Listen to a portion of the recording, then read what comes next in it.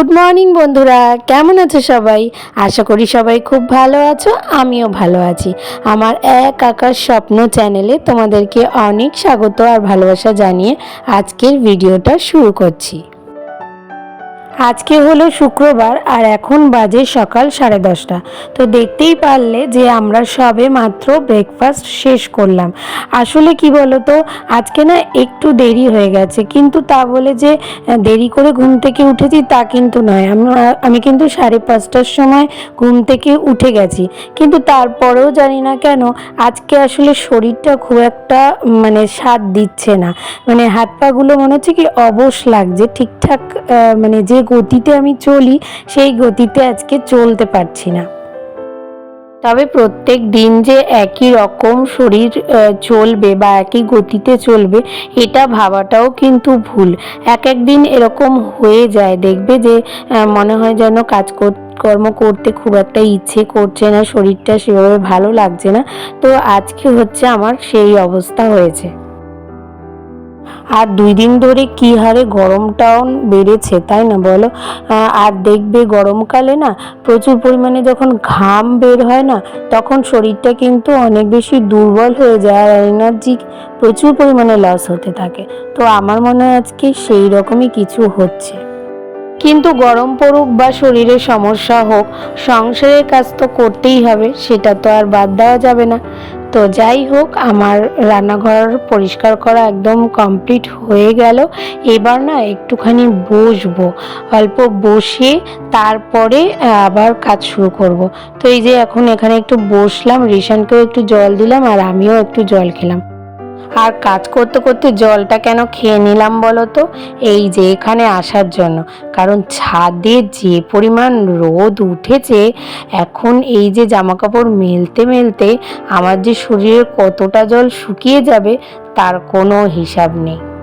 এই কারণেই না খুব বেশি জামা কাপড় না হলে আমি ছাদে খুব একটা জামা কাপড় মেলতে আসি না। তো যাই হোক, নিচে এসে আবার কিছুক্ষণ ফ্যানের তলায় বসলাম, তারপরে এই যে বিছনাটাকে এখন গুছিয়ে নিচ্ছি। আজকে সারাদিন জানো তো এই করছি, গরম এত পরিমাণে লাগছে যে বারবার করে বসছি, জল খাচ্ছি, তারপরে আবার আরেকটা কাজ করছি। এই কারণেই মনে হয় আজকে আমার দেরি হয়ে গেছে জানো তো।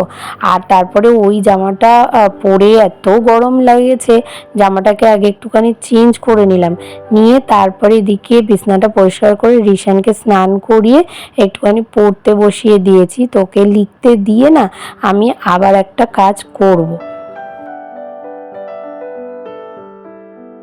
তো এই যে চলে আসলাম ডাইনিং রুমে, আর আজকে ডাইনিং রুমটা না একটুখানি পরিষ্কার করব। আর কিছুক্ষণ আগে তোমাদেরকে বললাম না যে যতই গরম পড়ুক বা শরীর খারাপ লাগুক, সংসারের কাজ তো আমাদেরকে করতেই হবে। আর সংসারের সব কাজের মধ্যে ঘর দুয়ারকে সুন্দর করে সাজিয়ে রাখার কাজটা হলো আমার সব থেকে পছন্দের।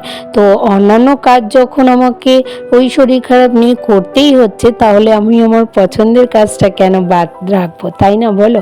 তো সেই জন্যই আর কি ঘরটাকে একটুখানি সাজাতে চলে আসলাম। আর প্রত্যেক সপ্তাহেই একদিন করে আমি ওই দুটো ঘরের বেড কভার আর এই সোফার কভারটা চেঞ্জ করি। কিন্তু এই সপ্তাহে না বেড কভারগুলো চেঞ্জ করা হয়নি, কারণ আগেরগুলোই কাচা হয়নি।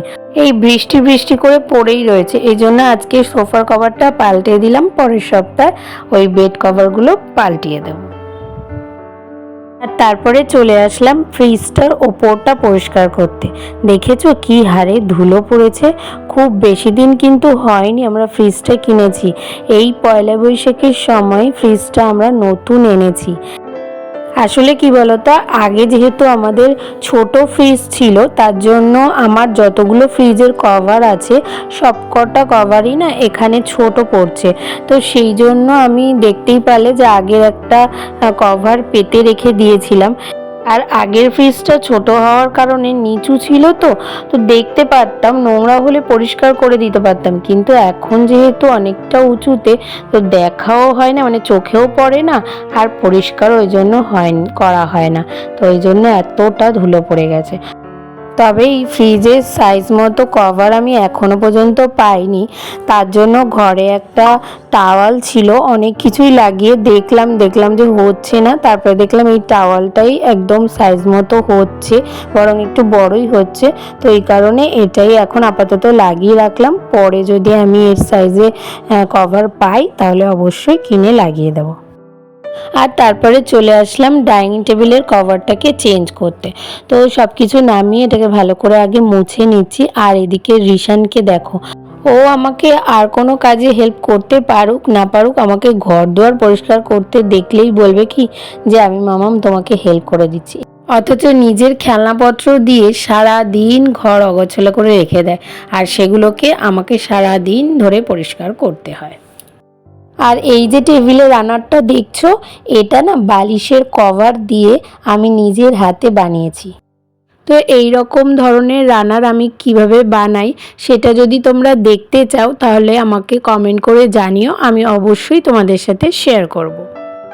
তো ডাইনিং রুমটাকে সাজানো মোটামুটি কমপ্লিট। এখন শুধু একটুখানি বেসিনটাকে পরিষ্কার করে নিলেই আমার কাজ কমপ্লিট হয়ে যাবে, তারপরে খেতে বসবো। আর আমি না সবসময় হারপিক দিয়ে বেসিন পরিষ্কার করি। প্রথমে হারপিকটা ভালো করে লাগিয়ে বেশ কিছুক্ষণ রেখে দিই, তারপরে এরকম হ্যান্ড ওয়াশ বা কখনো সার্ফ দিয়ে ভালো করে ওটাকে মেজে পরিষ্কার করে একটা কাপড় দিয়ে মুছে নিই। দেখো কতটা পরিষ্কার হয়েছে, বেসিনটা সাদা চকচক করছে। তো সংসারের সমস্ত কাজ মোটামুটি কমপ্লিট। এবার হচ্ছে গিয়ে খাওয়া দাওয়ার পালা। তো আজকে দেখো পাট শাকের বড়া করেছি। তোমাদের কাদের কাদের পাট শাকের বড়া বা যে কোনো ধরনের বড়া খেতে খুব ভালো লাগে? আমার তো যে কোনো ধরনের বড়া খেতে বেশ ভালো লাগে। তাহলে আজকের ভিডিওটা তোমাদের কেমন লাগলো? ভালো লাগলে একটা লাইক, কমেন্ট, শেয়ার আর সাবস্ক্রাইব করে পাশে থেকো। আর আমার ভিডিও সবার প্রথমে দেখার জন্য নোটিফিকেশন বেলটাকে অন করে অল করে রেখো। তাহলে দেখা হচ্ছে নতুন একটা ভিডিওর সাথে। ততক্ষণের জন্য তোমরা সবাই খুব ভালো থেকো, সুস্থ থেকো আর অনেক অনেক স্বপ্ন দেখতে থাকো।